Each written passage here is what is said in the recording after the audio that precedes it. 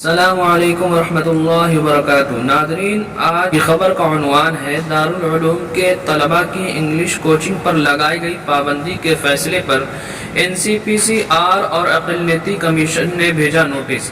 معتمد مفتی ابوالقاسم نعمانی نے پیش کی وضاحت۔ دارالعلوم دیوبند کی طرف سے تعلیمی اوقات اور وہاں قیام کے دوران طالب علموں کو دیگر موضوعات جیسے کہ باہر جا کر انگریزی تعلیم، کمپیوٹر کورس وغیرہ سیکھنے پر پابندی کے فیصلے کو اتر پردیش اقلیتی کمیشن نے نوٹس لیا ہے۔ وہیں چائلڈ کمیشن نے اسے بچوں کے ساتھ ظلم سے تعبیر کرتے ہوئے سہارنپور DM کو خط لکھا ہے اور دارالعلوم کے خلاف ایکشن لینے کی ہدایت کی ہے۔ اطلاعات کے مطابق اقلیتی کمیشن نے شعبہ تعلیمات کے ناظم مولانا حسین احمد ہریدواری کو نوٹس جاری کیا ہے اور مجلس تعلیمی کے نگراں مولانا حسین ہریدواری کو 21 جون سن 2023 کو دوپہر 12 بجے کمیشن کے سامنے پیش ہونے کا حکم دیا ہے۔ یہاں جاری ایک بیان میں کمیشن کے سیکریٹری شکیل احمد صدیقی نے کہا کہ سوشل میڈیا سے اتر پردیش اقلیتی کمیشن کے صدر کو معلوم ہوا کہ مدرسے میں تعلیم کے دوران یہ طالب علم کسی طرح کی باہری تعلیم جیسے کہ انگریزی وغیرہ نہیں سیکھ سکتے۔ کمیشن نے 15 جون کو جاری اس بیان میں یہ بھی کہا ہے کہ اتر پردیش اقلیتی کمیشن 1994 ایکٹ کے دفعہ 15 کے تحت کمیشن کے کسی حکم یا ہدایت کی نافرمانی ایک جرم ہے جو IPC کے مختلف دفعات کے تحت قابل سزا ہے۔ بنی اسنا national commission for protection child rights نے بھی دارالعلوم کے اعلان پر DM کو خط لکھ کر ادارے کے خلاف کارروائی کرنے کی ہدایت کی ہے۔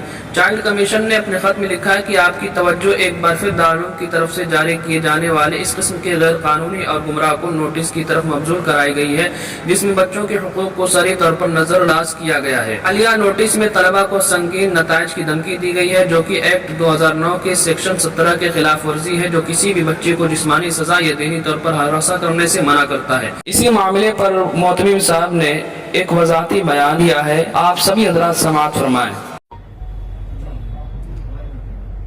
SDM صاحب، میں ابوالقاسم نعمانی، معتمد دارالعلوم دیوبند، آپ کے سامنے آج کل جو ایک نیوز چل رہی ہے جس کی وجہ سے کنفیوژن ہو رہا ہے اس کے بارے میں اسپشٹیکرن کرنا چاہتا ہوں۔ چند روز پہلے یہاں پر طلبہ کو سمجھانے کے لیے ایک پروگرام ہوا تھا، اس میں بچوں کو دھیان لگا کر پڑھائی کرنے کے پر زور دیا گیا اور پڑھائی کے علاوہ جو دوسری سرگرمیاں ان سے بچنے کی تاکید کی گئی۔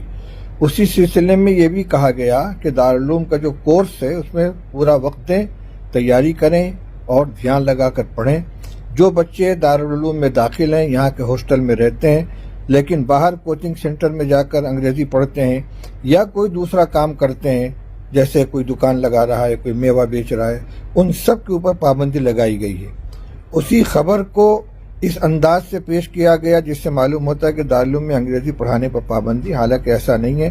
خود دارالعلوم میں انگریزی پڑھانے کا ایک وبھاگ ہے، 3 اساتذہ اس میں کام کر رہے ہیں، 20 طلبہ دونوں سال میں پڑھ رہے ہیں اور یہاں سے پڑھنے والے بچے بہت اچھی انگریزی سیکھ کر جاتے ہیں۔